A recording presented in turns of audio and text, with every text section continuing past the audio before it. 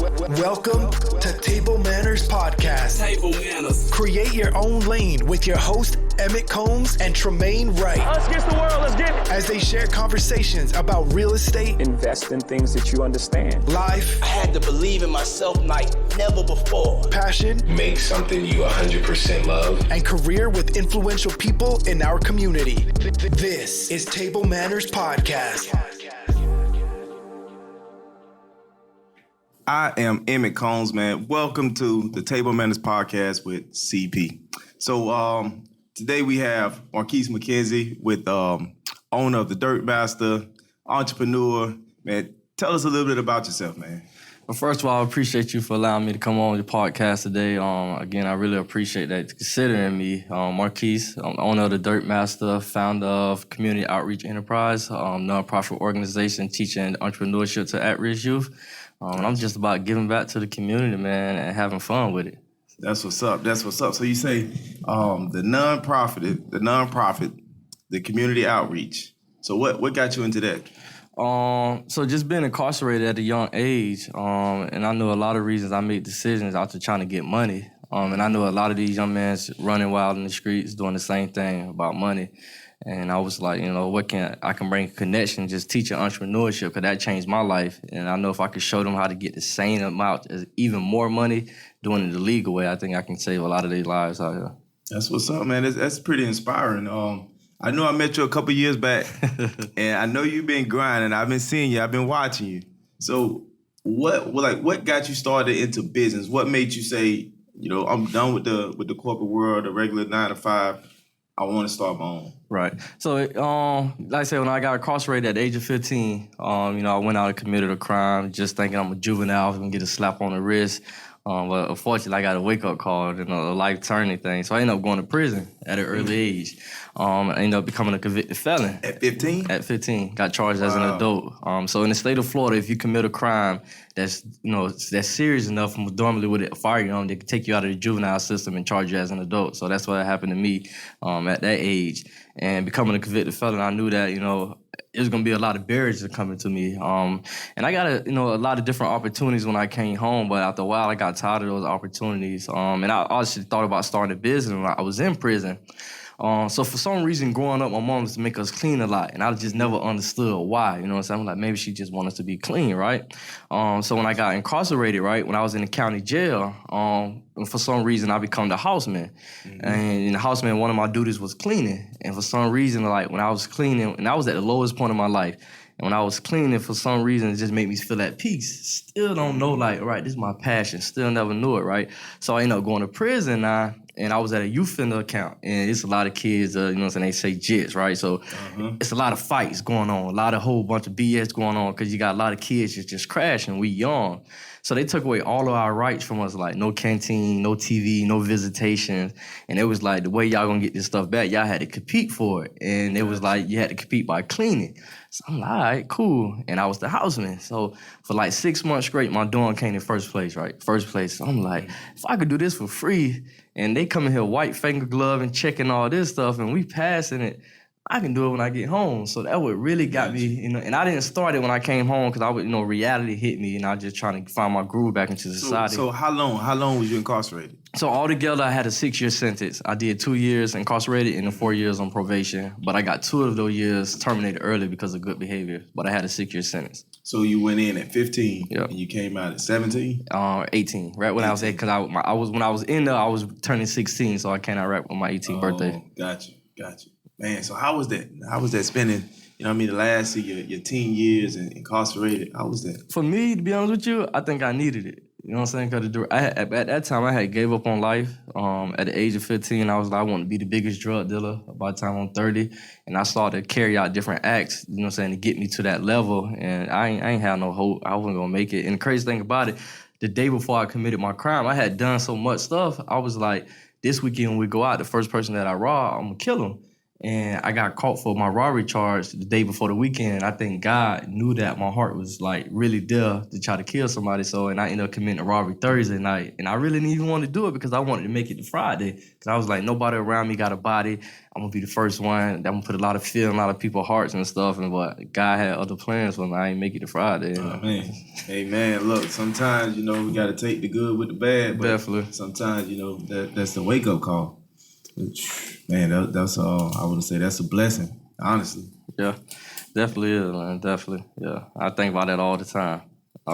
Wow. So, all right. So we had a couple years to sit back and think about it. So when you got out, what was that turning point? Like, how was it once you got out? Like, what was that turning point where you knew you had to start your own business? So like I said, I started going to college. Then after a while, I started back partying, right? And I was like, man, that's when I realized college ain't for people that ain't these guys. I wouldn't. Did you have a problem like trying to get into college with the? No, to be honest with you, bro, they accepted me with my background. And I even got a job. That was my first job at Valencia College. I told them my story, and it was like just for somebody that went through everything that you did and still trying to come out on. Like they gave me an opportunity, so I had a job on the school campus for about a year and a half. Then I just started partying, and ever since then it went down. That financial aid money, I'm saying, I'm still living with moms, saying this money free, so I didn't know what to do, so I started becoming. So no student loans? No, I did take student loans out after a while, but that's when I lost my financial aid, so I had to take student loans out. But I was doing good without no student loans or nothing. But after that, I ended up finding myself at a KLC job. Then I was working a call center job, and from there I had a lot of different opportunities, and I just got tired, like working up on the people management. When you work on the people that's not really like passionate about what they do, and they just there for the money, like they treat their employees anyways, and I just knew that I was a leader and I couldn't just stand for nothing, so I just it's time to go. So the Dirt Master. Tell me about the Dirt Master, because that's when I met you. Right. I met you when I don't know if you were just getting in business, but the Dirt Master. I remember seeing the car. I remember you hit me up, and from that point on, it's like I always saw you. It's like I saw you everywhere. Right. So how did the Dirt Master come along? What was the mentality? So I came across that. I came up with the Dirt Master while I was in prison, because I was like, when you said only thing something need cleaning when it's dirty. So I was like, I want to be the master of cleaning the dirtiest stuff. So I was just like, all right, the Dirt Master. All right, cool. So I stuck with that name when I was in prison. And I used to work at Minuteman Press when I came home too. There's another opportunity I had. Minuteman Press. Gotcha. And the graphic designer, she was so skilled. I was like, when I start my business, I want her to make my logo. And I also I didn't want to come out the box thinking like a small business owner, because when you think like, all right, I'm a small business owner, you're gonna take small steps or you're gonna brand smalls. And I came out the gate thinking corporate. I want to be corporate. I want my logo to be corporate. I want everything to be big. Like some people call me crazy. I paid $500 just for my logo alone, but I was like, it was worth it. You know what I'm saying? I came out the box and I just went branding like crazy, and I just stood out, and a lot of people just gravitated to that. So how long did it take you to really get your business going? To be honest with you, I was in a situation where it wasn't too many people coming home from that was in the streets and was trying to do stuff good. So when that just put me on a different platform, it's like, he just did time and he trying to start a business. So it's like that first year when people seen what I could do and they seen me branded, a lot of people gravitated to that. And so I think those first years, it was easy for me, to be honest with you. It wouldn't really no hard. It was more harder for me getting inside certain doors, but that just come with knowing who you know and just making connections. But other than getting out there in the community, people gravitated me real quick, especially when I showed them. What was your goal? Because it seemed like you've been on a mission. So, what was your goal, and what is your goal with the Dirt Master, or even your entrepreneurship or your philanthropy? Right. What is that goal? Because I know you're on a mission. So my goal coming in was just, to learn the business, right? I wanted to learn the business, learn the aspects, the ins out of the business part of it. And then, because I knew I can clean. That was simple. I didn't really know that was nothing to me. So I just want to really get my feet wet and just brand for a couple of years. And my ultimate goal is to actually, I want to build a corporation. So when people that want to get into cleaning business, they can build a franchise up under my business, because I feel like I got the brand there, I got the name, and I feel like I got a product I can sell. So I want to build a corporation that I can franchise to other people that want to come to the cleaning business. Also put cleaning supplies inside stores as well. Because when I look at I see a cleaning supply and I see Mr. Clean, I was like, my logo next to Mr. Clean, I think I could do something, you know what I'm saying, some damage there. One thing, the logo is bomb. Because when I first saw it, the logo, it stood out. And I'm I'm a branding professional. You know what I mean? I see something that catches my eye. It's not a lot, that I see actually small business owners having the type of branding that catch my eye. And I like the brand. I like the whole move. See, my take when it comes to small business owners is similar to what you stated it. You can't think like a small business owner. I see so many small business owners come out, they may just put like a sign on the side of the car, to say whatever their business may be or whatever. But I think when you met me, I think I had the truck. Right. I think I had the truck. But that's my style. If you're gonna go in, we're gonna go all the way in. Right. You know what I mean? It's like there's no turning back. We burning all bridges. Right. And so, like having a full car route with your business, to just make that statement, this is what I'm gonna do. I'm going hard. So that stood out to me. You know what I mean? I like that type of brand, just to be bold. You know what I mean? Because nobody's gonna support you more than you're gonna support yourself. Definitely. You know what I mean? So you can't come out half-stepping when we talking about building our business. So I like that part of it.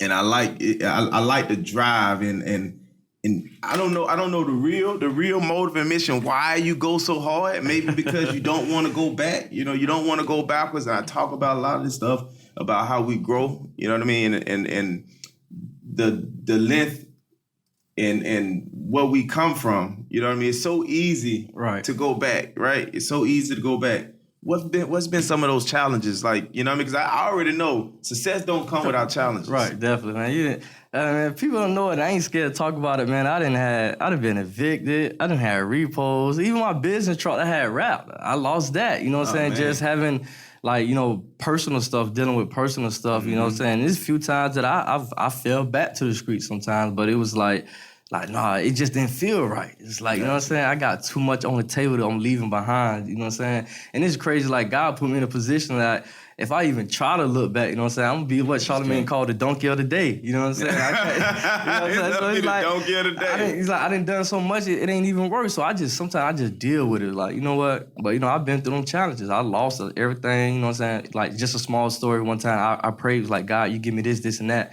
I'm gonna do this and that, right? I went to the casino, and I hit for $10,000 in one day. What'd you do with it? I went back to the casino 2 days later and lost all of it. So it's just, learning. Come on, man. Come on, man. Look, we come up. This is my thing. I don't gamble. I don't like to gamble, right? I don't. So the way I always see things, and I know my view is probably a lot different than a lot of people's view, but who cares? So I don't gamble for one reason, because I don't feel like, there's anything such as luck. Right. I just don't feel like anything is by luck. I feel like, you work for what you want. You put a goal in front of you. You work to accomplish that goal. And I feel like God won't put more on your plate than you can handle. Right. And whatever your goal is, I feel that He's going to provide the necessary resources for you to accomplish that goal, as long as that goal aligns with what He wants you to be doing. So if He thinks that you need more resources, meaning finances, to apply His mission on a grander stage, He will employ more finances for you to reach a large audience. Definitely. If He thinks that your weakness is finances and you need to become more responsible, then He's going to take away some of those finances, because He knows you're not going to stay on track. Yeah. And so that's the way I look at stuff. So I don't really go, I don't play the lotto, I don't play the scratch off, any of that. Because I feel that, my value, my worth is based on the foundation and, and what I put out there. You know what I mean? Like, I always try to add more value than I take in return. You know what I mean? If I look around, I try to make sure that everybody around me is doing well. Therefore, I know that I can value, I can judge my worth based off the ones that's around me and how they doing. Right. And so that's sort of like my mindset and how I try to dictate things as far as, when it comes to financial aspect, when it comes to, setting up my business.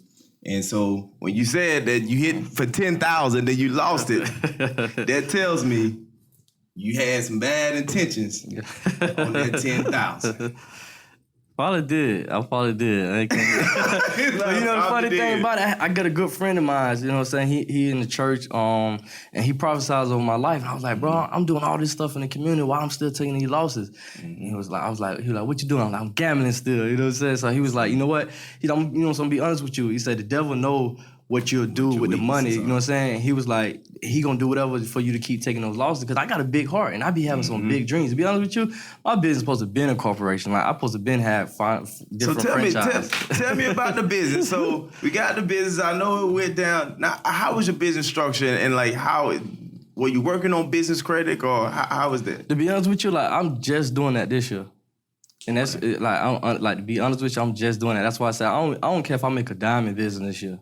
Like, I want to get everything straightened out, like credit, my business credit, my taxes. I want to get all that straight. I don't even care about making no money this year in business. I want to make sure I got that paperwork right. That's the only thing I'm right about this year. That's extremely important. Most small businesses fail because the lack of business structure and the lack of business credit and the resources. Yeah. That's like, I sort of changed my platform and what I want to push out this year, because I've seen so many people falling by the wayside just because of those three things. You know, and I feel that, you know, if I can help more people at least get on the right track when it comes to getting a business, you know, structured right, or at least understanding that there is a such thing called a business credit, you know, right. Duns and Bradstreet, payday score, you know, there is a such thing as that. Right. And if you can establish that separate from yourself, then there's light at the end of the tunnel. Definitely. For the business, because you don't have to be the personal guarantor for everything. Right. You know what I mean? And so a lot of people, you know, they don't, I don't think they take this stuff as serious as they should, but there's a lot of opportunity when it comes to business. And at the same time, I know you can get a lot more business credit and funding for the business once that business has established its own legs. Right. So, you know, my hat off to you, man. Good luck on getting all that stuff together. But, you know, if you need any guidance on that, you always know you can hit me up now. Definitely will. That's what I be pushing. I want to see our businesses grow from small businesses to larger corporations. You know what I mean, and be able to do more. Because the better the small businesses do, the better we all gonna do. Definitely. You know what I mean? Because that's the whole ecosystem. Right. That's how we thrive. So at this point, at the moment in your business, what was that turning point where you feel that, you know, I got it figured out. This is what I want to do, and I'm finna push hard on that. What was that turning point? Was it the marketing? Was it the other entrepreneurship that you were doing with a nonprofit? Like, what was that, or where's the passion at now? It was just majority of it, like, you know, I deal with a lot of people that's coming out of the system, right? Mm-hmm. And just seeing how a lot of people have barriers to getting jobs. And just recently, so I was able to work on the new UCF building they just put downtown. It's another person that had a cleaning business for about 20 years. She asked me to come be the project manager. So I oversee the cleaning crew on the whole project, right? Nice. And everybody that I had on my cleaning crew was somebody coming out of the system. They all had a felony conviction, and we had a couple guys that was in federal halfway house. And that was what made me realize that I really need to change everything, because I was like, if I can get on these contracts, I can hire more people that's coming out of the system, and not just hire them, because anybody I hire, I want to pay them at least $15, $17 an hour. I could pay them higher than what they offering them everywhere else. So I was like, you know, for me able to do that, I got to get all my stuff right, you know what I'm saying, order, and just really do that. So I see a lot of people jumping in the cleaning business. You don't think it's a lot of competition now? Because to be honest with you, so last year, 2018, the cleaning business brought in $58 billion in the industry. $58 billion. So that just tell me it's definitely, it's a niche for it. And I always tell people, because people hit me up every day and they'll be like, I didn't think you was going to talk to me. I'm like, nah, I'm walking. Come get into the cleaning business, you know what I'm saying? But I always tell people you got to have a passion for it, you know what I'm saying? Don't make sure you get into it because of the money. Make sure that's something that you really like doing, because if you don't really like doing it, you're going to find yourself going backwards, or you're gonna come just like give up. So I just tell them, make sure you got a passion for it. And what I mean by that niche is you got carpet cleaning, you got pressure washing, you got restaurant cleaning, you got commercial cleaning, you got construction. It's a whole bunch of different cleaning. So you just got to find that stuff. So what's your niche? What's your niche in that? Now I'm going for construction cleaning. I'm tired of cleaning people's houses. I don't want to clean restaurants. I don't care about cleaning offices. I done did all of it. I want to do just strictly do construction cleaning, working on these new development projects so I can hire people coming out the system. Gotcha. Okay, nice. So tell me a little bit about the other aspect, because I see you doing a lot of pushing and promoting for rights. Right. So tell me a little bit about that, because I've been seeing you going heavy lately, and I know we got some You got some success stories going on. Yeah, so, I'm a part of Florida Rights Restoration Coalition. That's my team, my A-team. I love them to death. I've been there for about 5 years now. Okay. And for the people that's listening, Florida Rights Restoration Coalition is the group that passed Amendment 4 that restored the voting rights to ex-felons in the state of Florida. Nice. So we just been going across the state, just engaging people that's coming out of the system. They love ones. Man. Look, I appreciate that hustle, man. Like, Thank you. We need that. We need that. It. So yeah, and I'm actually now working on a statewide project while I'm going around the state putting on different couple events in different counties. Tomorrow I'm going out to Miami. I'm gonna be in Miami for the weekend. Going to Super Bowl? Nah, I ain't. So I'm gonna be back here for the Super Bowl. So I'm actually doing a homeless event. We showing the Super Bowl to the homeless people downtown in the middle of Paramore. So I'm gonna be back here for the Super Bowl, but got some speaking engagements to do. What's up, man? Look, God had a plan for your life. You're out here impacting people's lives in a major way. I like that. I like that. So outside of the rights, you got the business. What's else? What else is in store? What's on your path now? Working with the homeless population, that's a part of my nonprofit. I feel like we just feed them. We won't really give them an opportunity to get financially. So I'm trying to put a couple proposals together that I can get support from the city. Okay. So I can hire the homeless people. Then just really trying to, my family, bro, just spend time. Cause I be so busy, I don't really spend, I live with my family, but it feel like I ain't really there. You're always on the move. I'm on the move, so I'm trying to scale back and just be able to spend time with them and just value them a lot, though. So. Got you. And then I noticed, I don't know if it was last year or the year before, but I know you had gotten to the party scene. I don't know how many parties it was, but I seen you was clean. What was that? Was that a formal party? Or? Yeah, so the adult prom. Yeah, dope prom. Gotcha. The dope prom. That was just if you think about it, so many people miss their prom. And I was coming at it I was in prison for my prom. How many other people missed it? So that's where it came from. Oh, okay. Trying to, get my, that prom. And we had a good turnout with it. We're looking to do it again this year. And maybe not this year, next year, though, but we want to take it a little bigger. But it's a fun event when people just dress up, just have a good time and just be able to vibe. So. Got you. So in business, everybody has somebody who inspired them.